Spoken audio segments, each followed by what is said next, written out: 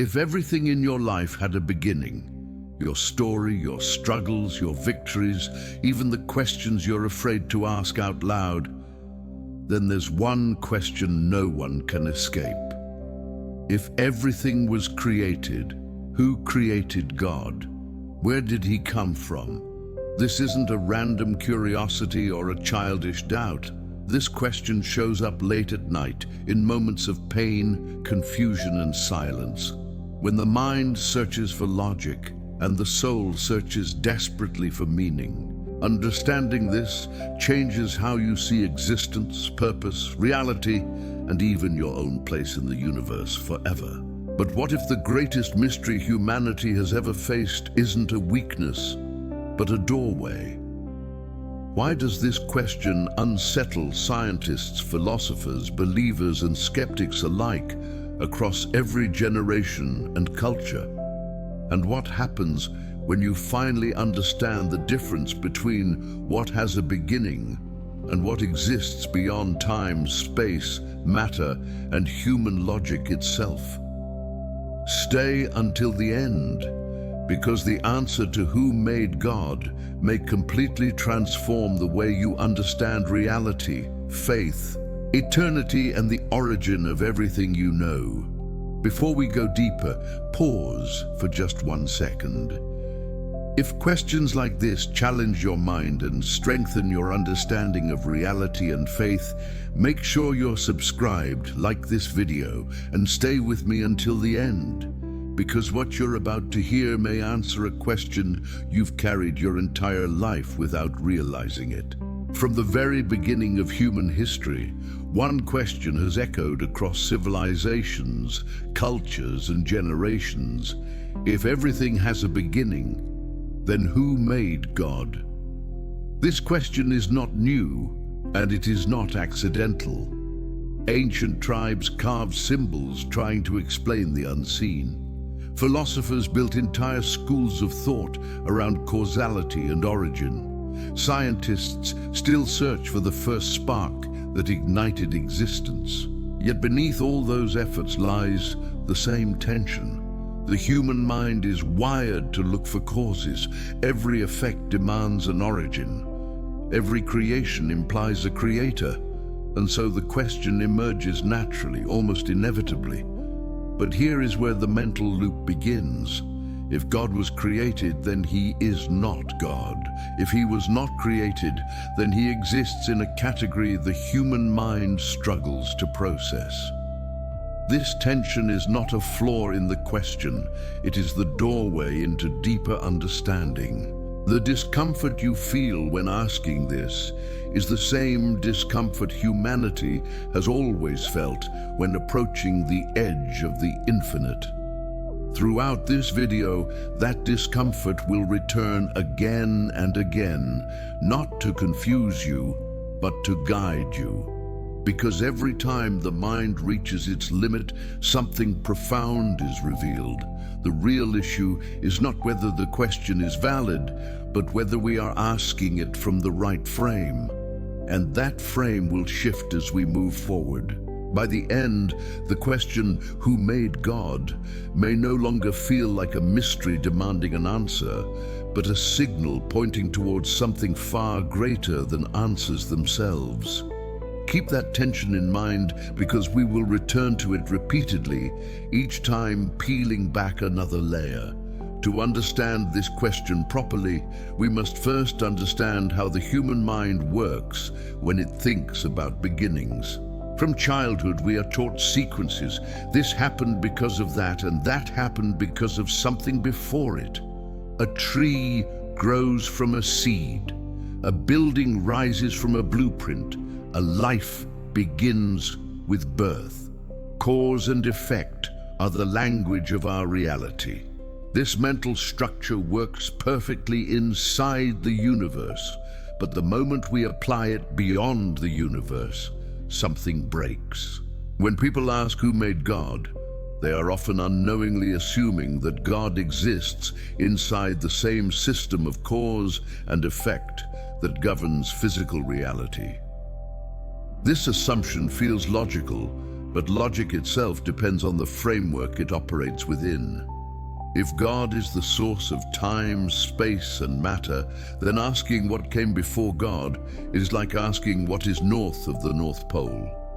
The question uses familiar language, but it points in a direction that doesn't exist. This is where many people get stuck, looping endlessly between belief and doubt. But that loop has a purpose. It forces the mind to confront its own limits. Instead of dismissing the question, great thinkers across history leaned into it.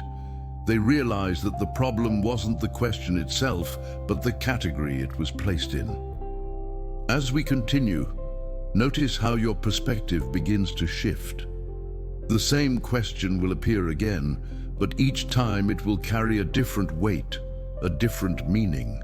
That shift is intentional, because understanding doesn't arrive all at once. It unfolds. Now let's examine one of the most powerful concepts ever proposed in philosophy and theology, the idea of a necessary being. Everything we observe in the universe appears contingent, meaning it depends on something else for its existence. Stars rely on physical laws. Humans rely on biology. Even space and time themselves appear to have a beginning. If everything is contingent, then reality becomes an endless chain of dependencies. But an infinite chain of contingent causes explains nothing. At some point, there must be something that does not depend on anything else. This is what philosophers call a necessary being, not created, not caused, not dependent, existence itself, rather than something that receives existence. When people ask, "Who made God?" they are often unknowingly asking for God to be contingent, but that would contradict the very definition of God. A created God would simply be another being inside the universe, not the foundation of it. This realization creates another mental loop. If God must be uncaused, then existence itself must rest on something eternal. That idea can feel unsettling because it removes the comfort of a clear beginning. But discomfort here is not a weakness. It is a signal that the mind is approaching something fundamental. Every time this idea surfaces, it challenges the assumption that everything must have a starting point. And that challenge is precisely where understanding deepens. Hold on to that thought, because it connects directly to the question of where everything truly came from. Science, interestingly, does not escape this question. It amplifies it. Modern cosmology suggests that the universe had a beginning, commonly referred to as the Big Bang. Space, time, energy, and matter appear to emerge from a single point of origin. But here is the crucial detail. Science can describe what happened after the beginning, but it struggles to explain why there was a beginning at all. Laws of physics describe behavior within the universe, not the cause of the universe itself. When scientists ask what caused the Big Bang, they encounter the same boundary philosophers encountered centuries earlier. Any cause would have to exist beyond space and time, because space and time themselves began at that moment. This creates another loop. Whatever caused the universe cannot be bound by the universe. It must transcend it. This realization brings science and theology into an unexpected alignment. Both point toward a reality that exists outside the framework we experience daily. The question then evolves. Instead of asking who made God, the more precise question becomes, what kind of reality could exist without being made? And once that question forms, the original one begins to lose its grip. We will return to this scientific boundary again because it plays a key role in understanding why the question feels so persistent and why it refuses to disappear. At this point, many people experience resistance. The idea of something eternal, uncreated, and self-existent can feel abstract, distant, even unsettling. That reaction is important. It reveals something about human psychology. We are comfortable with things we can imagine, measure, or compare. Eternity resists all three. But throughout history, humans have always recognized that the most important realities are often the least tangible. Love cannot be weighed. Consciousness cannot be photographed. Meaning cannot be dissected. Yet no one doubts their existence. In the same way, the concept of God challenges the demand for physical familiarity. When people insist that God must have a creator, they may actually be expressing a deeper desire, the desire for everything to fit neatly into human categories. This creates another emotional loop. The mind wants closure, while reality offers depth. Instead of closure, understanding grows through layers. Each layer doesn't end the question, it refines it. And as the question refines, it begins to point inward as much as outward. Why does the idea of an uncreated being matter so deeply? Why does it provoke discomfort, curiosity, even fear? These emotional responses are not accidental. They indicate that the question is touching something fundamental about existence itself. Keep this emotional thread in mind because it will resurface later in a powerful way. Now let's address a common misunderstanding. The idea that believing God was never created is a way of avoiding the question. In reality, it is the opposite. It is taking the question to its logical conclusion. If every explanation requires a prior explanation, then nothing is ever truly explained. The chain never ends. But if there exists something that explains itself by its very nature, then explanation becomes possible. This is not special pleading, it is a philosophical necessity. Every worldview, whether religious or secular, must eventually accept something that simply exists. Some call it the universe. Others call it the laws of nature. The difference lies in whether that foundational reality is personal, intentional, or purely mechanical. This brings us back to the original tension. When someone asks who made God, they are often unknowingly rejecting the idea of a final explanation. But without a final explanation, reality becomes unintelligible. This realization loops us back to the beginning, but now with clarity. The question has not been dismissed, it has been transformed.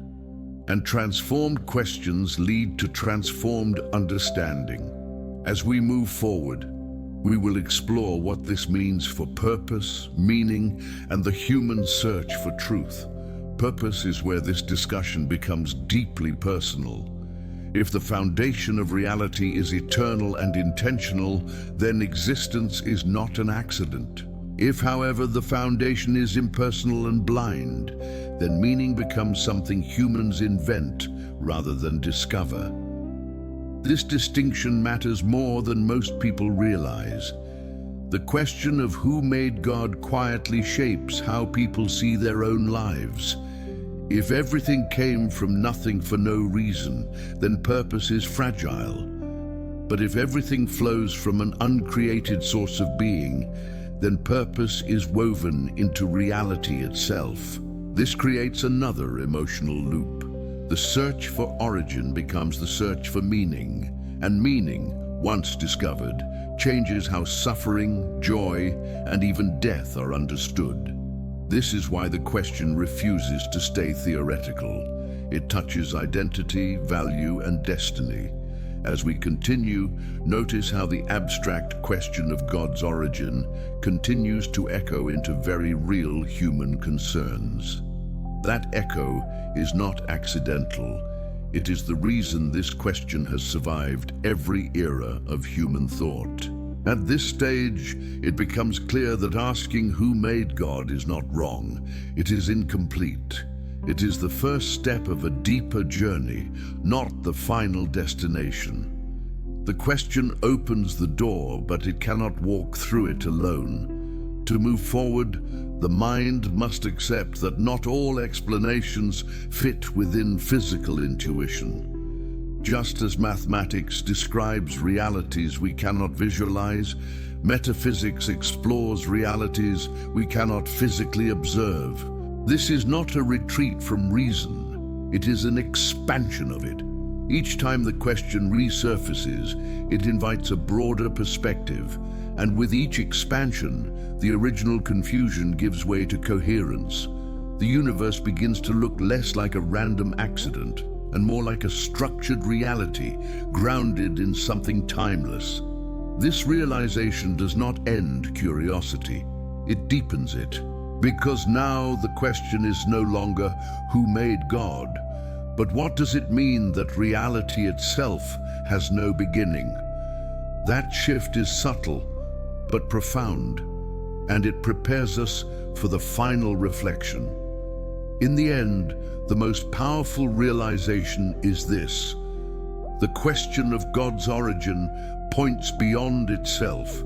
It reveals the limits of human reasoning and the depth of reality at the same time.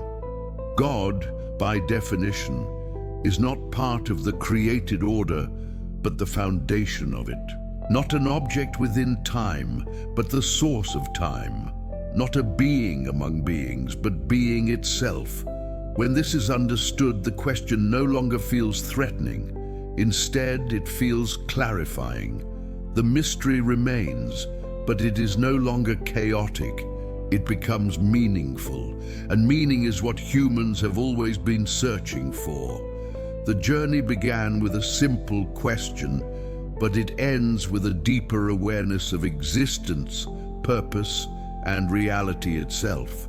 As the mind absorbs everything discussed so far, another subtle tension begins to form. If God is uncreated and eternal, then time itself becomes a secondary concept rather than a starting point. Humans experience reality moment by moment, always moving from past to future, but this flow of time may not be fundamental.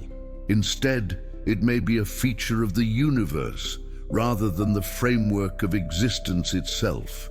When people ask where God came from, they often imagine God waiting somewhere before time began, but before only has meaning inside time. Without time, there is no waiting, no sequence, no beginning or end.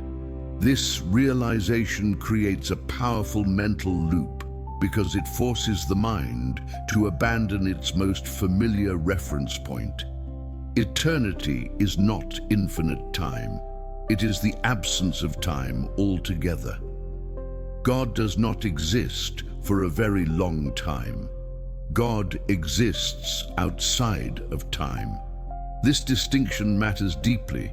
It explains why the question of origin feels unresolved when framed in temporal language. Every time the mind tries to place God on a timeline, confusion returns. But when the timeline itself is recognized as created, clarity begins to emerge. This is not an abstract escape. It is a logical necessity if time had a beginning. The same science that suggests a cosmic beginning also suggests that time itself emerged with the universe. And if time emerged, then whatever caused the universe cannot be bound by it. This realization quietly reshapes the entire question. The mystery remains, but its shape changes. Instead of a missing answer, the question becomes a boundary marker, showing where human intuition must evolve. And that evolution is exactly what this journey is designed to provoke. This leads directly into another crucial idea: dependence versus independence.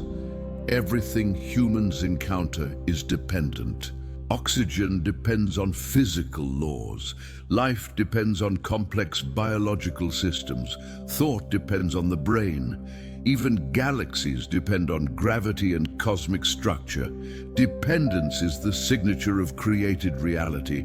But if everything is dependent, then dependence itself demands an explanation. There must be something that does not depend on anything else, or nothing would exist at all.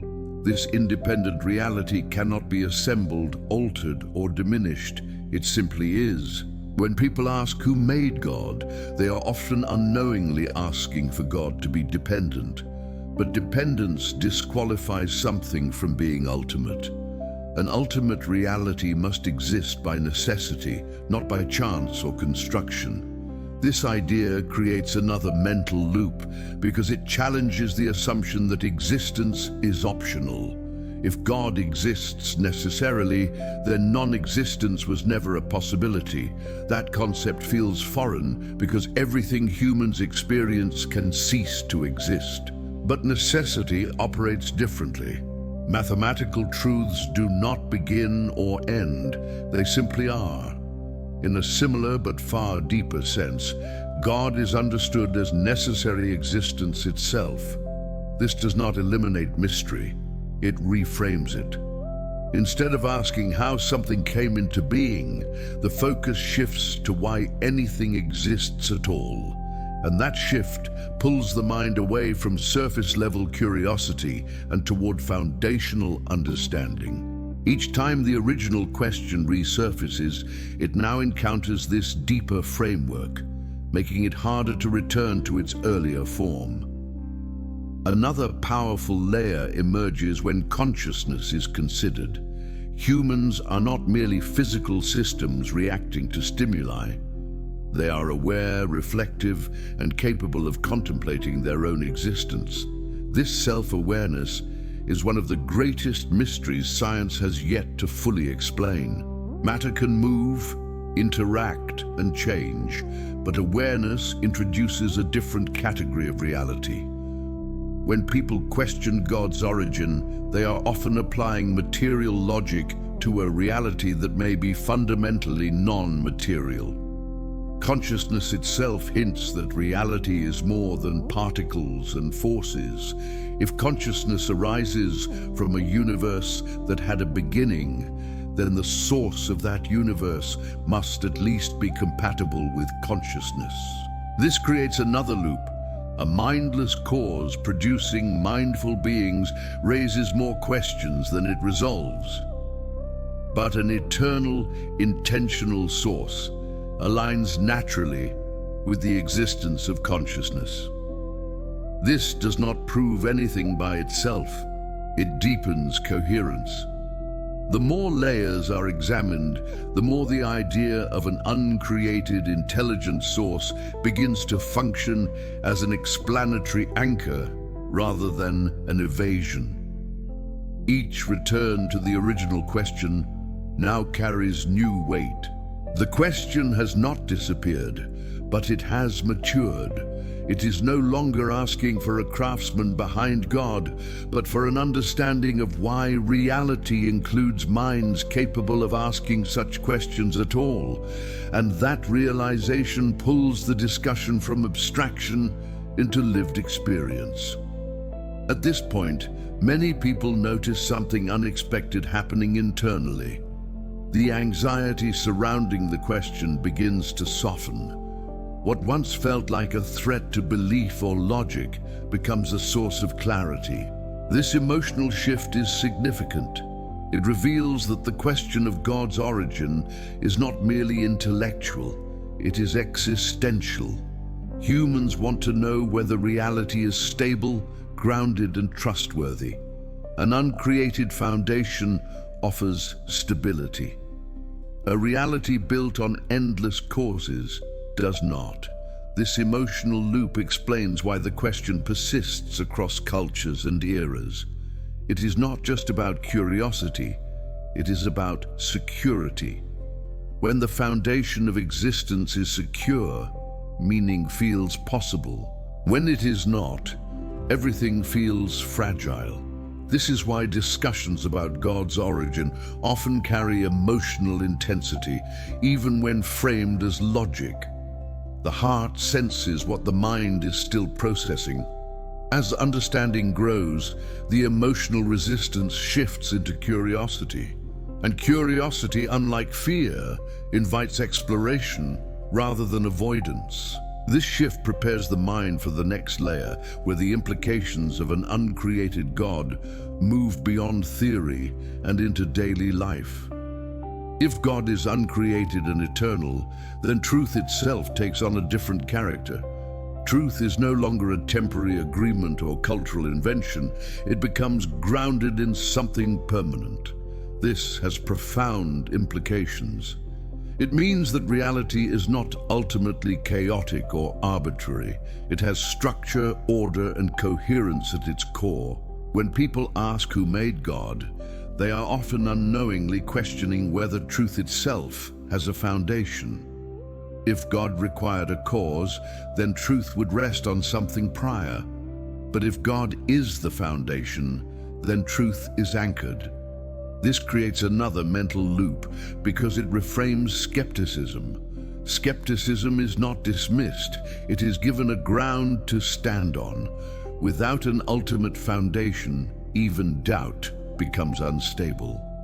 This realization quietly strengthens the original inquiry. Instead of undermining belief, the question of origin becomes a tool for clarifying what belief actually means. It separates surface-level assumptions from deep coherence, and with each pass through this loop, the idea of an uncreated source feels less foreign and more necessary. Now consider morality. Across cultures, humans share an intuition that some things are objectively wrong, regardless of time or opinion. This intuition persists even when social norms change. If reality is purely accidental, morality becomes a byproduct of survival, not a reflection of truth. But if reality flows from an uncreated, intentional source, morality gains depth. It becomes aligned with the structure of existence itself. When people ask who made God, they are often challenging the authority behind moral claims. But an uncreated God does not derive authority. Authority flows from him. This does not simplify moral questions, but it grounds them. Another loop forms here. The origin of God connects to the origin of moral obligation, and that connection explains why the question matters far beyond theology. It shapes how people treat one another, how justice is understood, and how responsibility is defined. The deeper the inquiry goes, the more interconnected everything becomes. The persistence of the question also reveals something about human freedom. Humans are free to ask, doubt, accept, or reject. That freedom itself demands explanation. In a purely mechanical universe, freedom becomes an illusion, but freedom fits naturally within a reality grounded in an intentional source.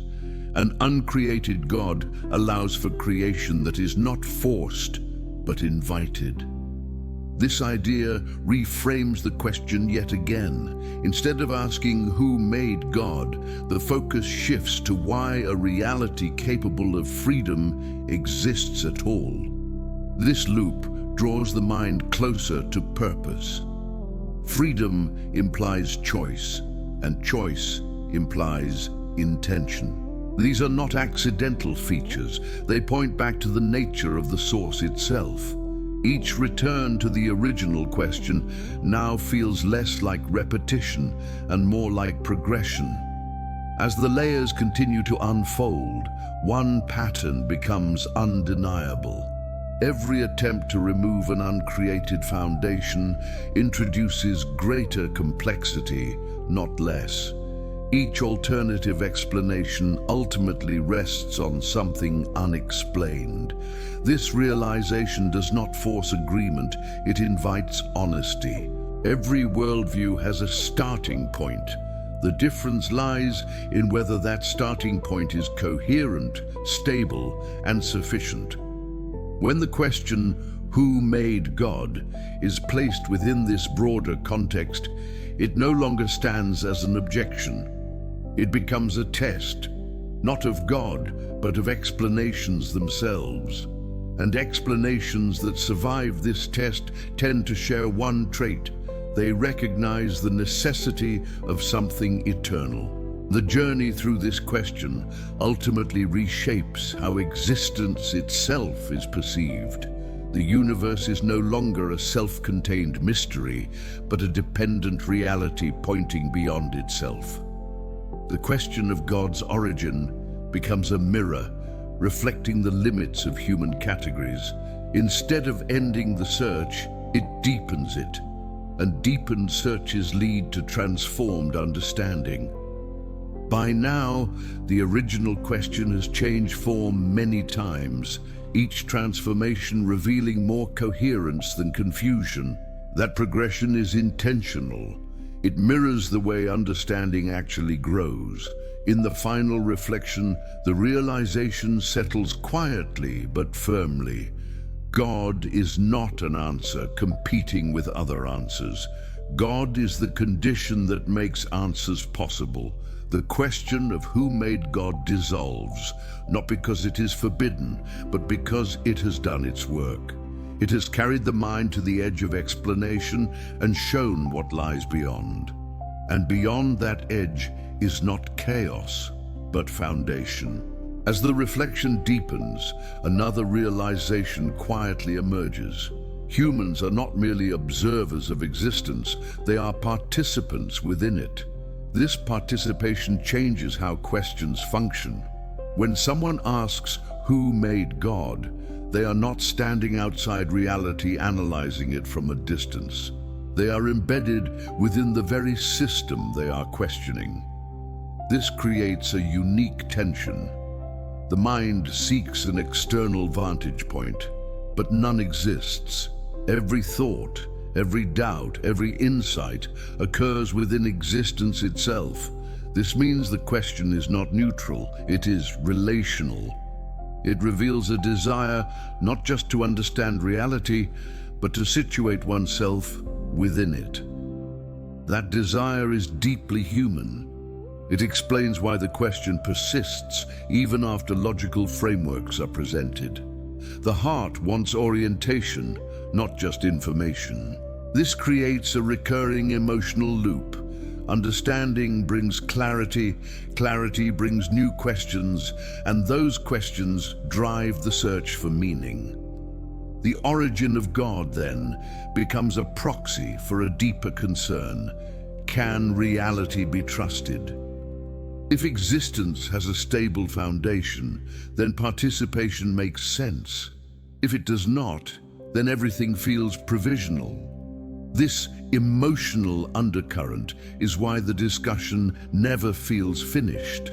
It touches the human need for grounding, not just explanation. When ancient thinkers wrestled with these questions, they often arrived at a similar conclusion from different directions. They recognized that the ultimate source of reality could not be fragmented, divided, or composed of parts. Anything composed can be decomposed, and anything decomposed depends on something prior. This insight led to the idea of divine simplicity, that God is not made of components, attributes, or pieces. God does not have existence. God is existence. This concept directly answers the question of origin without dismissing it. Something that is not composed cannot be assembled. Something that is not assembled cannot be made. This creates another mental loop because it challenges how humans think about identity. Everything humans know has properties added together to form a whole. God, by contrast, is understood as indivisible reality. This idea feels counterintuitive, yet it resolves the infinite regress problem completely. The question dissolves not through denial, but through redefinition. Each return to the question now encounters a more refined understanding of what God actually means. And with that refinement, confusion gives way to coherence. This brings us to language itself. Words are tools designed to describe finite experiences. When applied to the infinite, they strain under the weight of what they attempt to convey. Terms like made, before, and origin function well within time-bound reality, but they distort what they describe when applied beyond it. This does not make the question invalid, it makes it imprecise. Precision matters. Much confusion around God's origin arises not from bad reasoning, but from misapplied language. When someone asks who made God, they are often using a word designed for objects to describe something that is not an object. This linguistic mismatch creates apparent paradoxes. Once recognized, the paradox weakens. The question transforms again, not because it is answered directly, but because it is reframed accurately. Language catches up to understanding, and when it does, the emotional charge surrounding the question begins to fade. What once felt like a logical trap becomes a category mistake. Recognizing this is not an intellectual victory, it is a clarification. And clarity allows the conversation to move forward. As clarity grows, another layer becomes visible, the role of humility in understanding. The question of God's origin often masks an assumption that reality must submit to human comprehension. But understanding does not require domination, it requires alignment.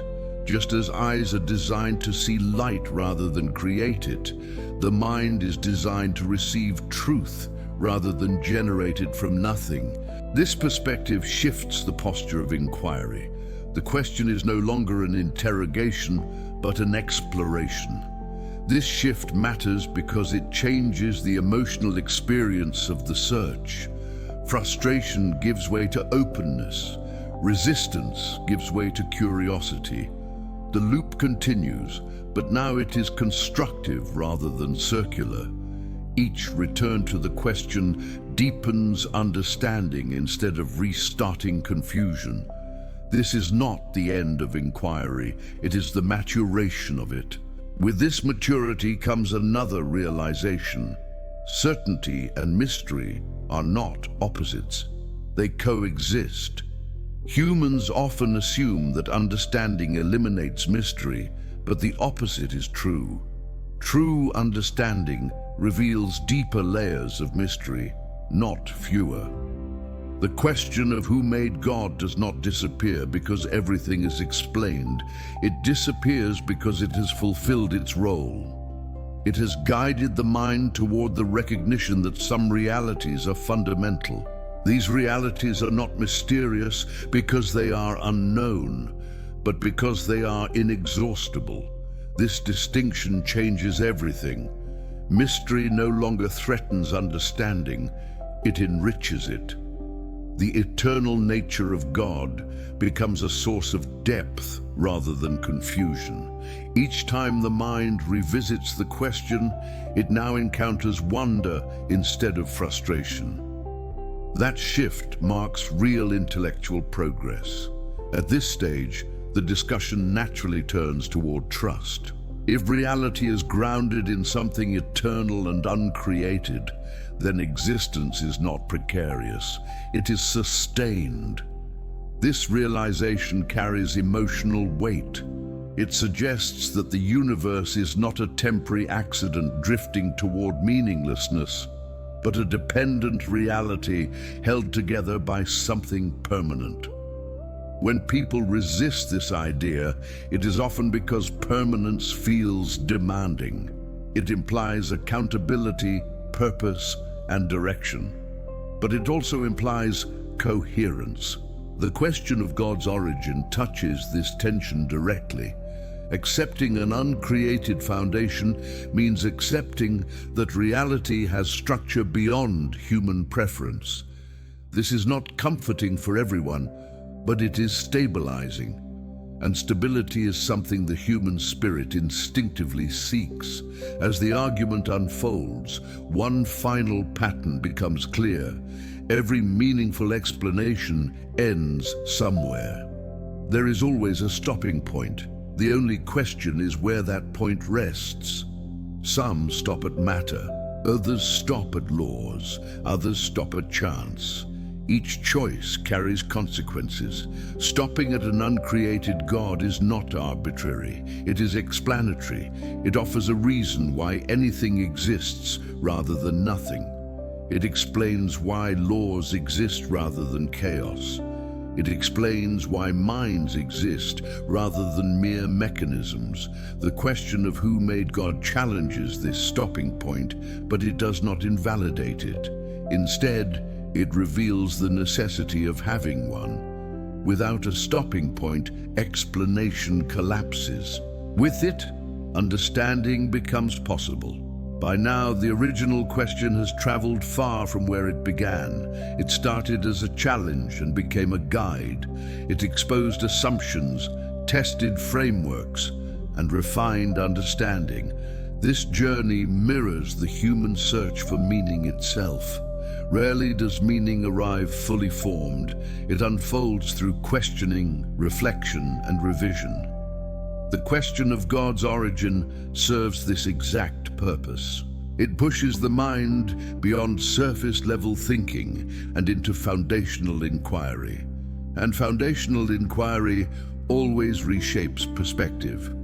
One truth stands quietly at: God is not part of the universe's story.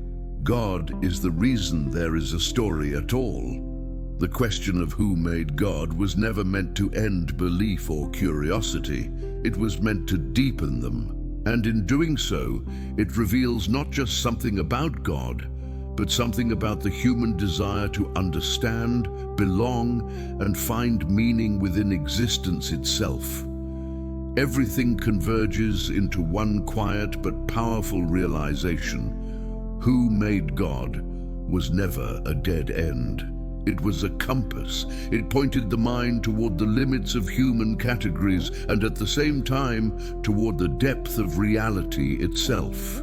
Throughout this journey, the question evolved. From a demand for a cause to a challenge of time, to an exploration of necessity, meaning, consciousness, morality, freedom, and truth. Each layer revealed that the universe behaves like something dependent, structured, and sustained. And dependence always implies a foundation. An uncreated God is not an exception invented to escape logic. It is the only concept capable of grounding logic itself. Without such a foundation, explanation dissolves into endless regression, and meaning becomes optional rather than real. With it, existence gains coherence. The universe is no longer an isolated accident, but a reality anchored in something eternal. This does not eliminate mystery, it gives mystery a home, and that distinction matters. A mystery without foundation is chaos. A mystery with foundation is depth. By now, the original discomfort surrounding the question should feel different. Not resolved in a simplistic way, but transformed. The mind no longer circles the same confusion. It rests on a clearer horizon. God is not something waiting to be explained by something else. God is the explanation that allows anything else to exist, to be intelligible, and to be meaningful. When this is understood, the question does not disappear because it was silenced, but because it completed its purpose. In the end, the most profound shift is internal. The search for God's origin quietly becomes a search for grounding, trust, and meaning. And that search reveals something deeply human. We are not satisfied with surface answers. We want reality to make sense all the way down. The idea of an uncreated God meets that desire not by filling every gap, but by establishing a foundation strong enough to hold every question. This is why the question has survived every era. It is not a threat to faith or reason. It is a gateway to deeper understanding. When you realize that God is not bound by time, not assembled, not caused, but necessary, eternal, and foundational, the universe looks different. Life looks different. Even suffering and uncertainty take on new context. The question that once unsettled the mind now stabilizes it, and that is the final irony. Asking who made God does not lead away from meaning. It leads directly to the recognition that meaning itself must come from something that was never made. That realization does not close the journey, it grounds it, and grounded journeys are the ones that truly transform how we see reality, ourselves, and everything that exists. If this video expanded your understanding and challenged the way you see existence, make sure to like, subscribe, and share this with someone who's still wrestling with this question. And tell me in the comments, what was the moment in this video that made everything click for you?